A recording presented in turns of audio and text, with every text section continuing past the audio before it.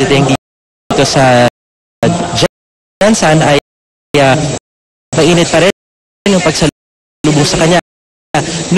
Yung mga scholars ng Manny Pacquiao Foundation na simula pa kanina tanghali ay nag-aabang sa kanya bit ang mga flaglets.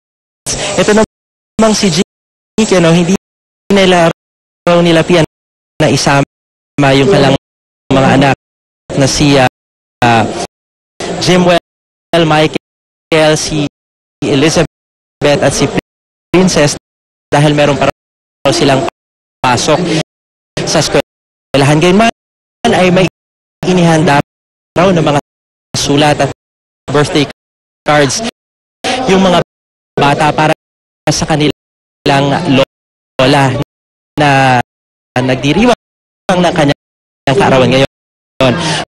Matapos nga dyan sa airport ay sumakay na itong si Congressman Pacquiao ng kanyang float at kahit na gabi ay inikot pa rin ang itong lungsod ng General Santos. At pagkatapos ng motorcade na ito, Pia, inaasahan na tutuloy muna siya sandali sa Kapitolyo ng Sarangani para doon ay magsagawa ng press conference. Saka nga siya tutuloy dito naman sa JMP Sports Complex kung saan sa mga sandaling ito ay nagsisimula na yung misa para sa kaarawan ni Mommy D. Sa mga sandaling ito, Pia ay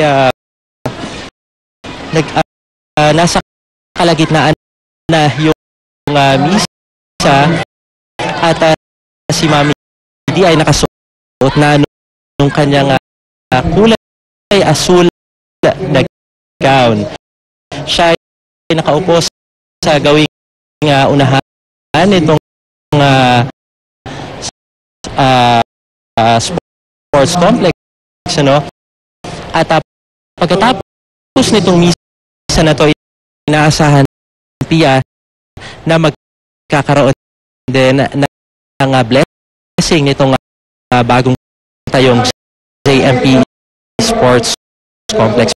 Matapos na yan, ay sisimula na ang programa para naman sa birthday celebration ni Mommy D.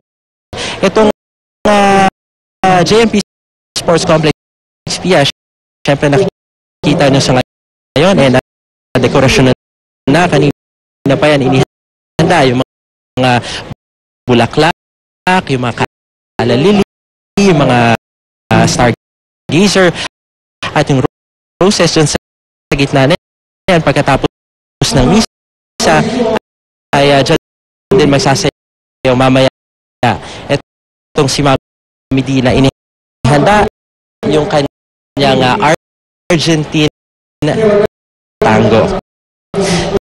Ito naman mamaya Pia ay naasahan din na darating si dating Pangulong Joseph Estrada. Kanina nakausap natin yung kanyang tagapagsalita na si Margo Salcedo at nasa airport na rin sila sa Maynila, at anumang sandali ay inaasahan na rin ang kanilang pagdating dito sa General Santos City para naman sa kanilang pagdalo sa birthday ni Mommy D. Yan muna ang latest mula pa rin dito sa JMP Sports Complex kung saan gaganapin ang birthday celebration ni Pacman, at syempre ang victory party naman para kay Pacman. Pia?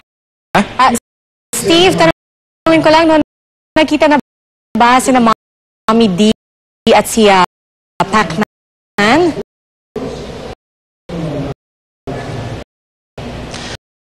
hindi na nga piano kasi itong si Mami D ay dahil medyo ginabi na yung pagdating dito ni Pacman ay dumiretso na siya dito sa misa sa JMP Sports Complex. Pero nung makausap natin kanina, si Pacman ay syempre sabik na raw siyang makita yung kanyang ina at dala nila yung kanilang birthday gift na Hermes na bag, yung mahaling bag na regalo at ni-request ni Mami D. Pia, mabanggit ko lamang na narito yung bahagi ng pahayag naman ng ating pambansang kamao, Congressman Manny Pacquiao. Salamat sa pagsalubong at sa lahat ng sumalubong ngayon dito. Maraming salamat. Kay Mami D, siyempre birthday naman kaya. Oo nga, excited na ako para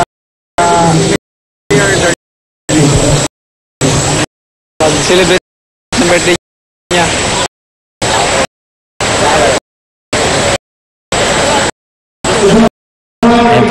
Pia, napakinggan natin yung pahayag ni Congressman Manny Pacquiao. Balik sa'yo.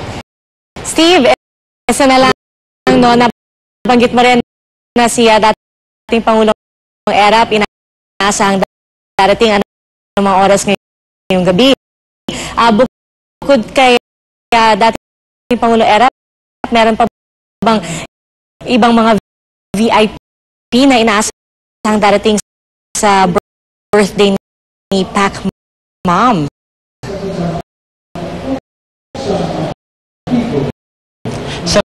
Ngayon, Pia, ang pinaka-kumpirmado pa lamang ay si dating Pangulong Joseph Estrada na nakasama na ni Mami D sa isang pelikula na kanilang ginawa. Pero yung mga ibang artista na malamang na imbitahan ay kasama ni Manny Pacquiao ay magpa-perform mamaya. Mag-aalay sila ng kanta para kay Mami Pia. Alright, Steve, abangan namin ang mga special performances sa birthday ni Pac Mom. Maraming salamat sa iyo, Steve Dailisan. Kaligtasan mo